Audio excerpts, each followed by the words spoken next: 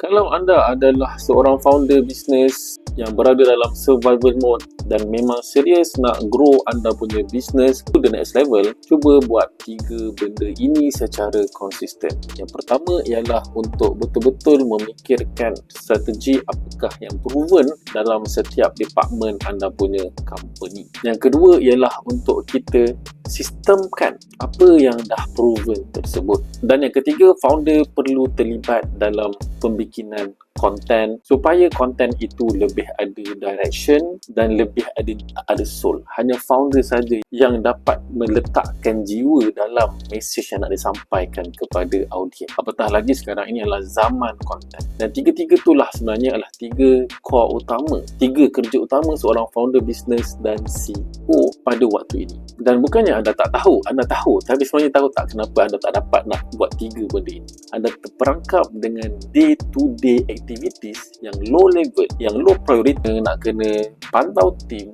train tim, manage mereka sampai anda tidak ada masa pun nak fikir strategi, apatah lagi nak kena bina sistem untuk mereka. So, macam mana nak buat? Anda boleh pergi ke profil saya, tekan butang ni dan cari gambar ini untuk training yang lebih mendalam. Dan jangan lupa follow.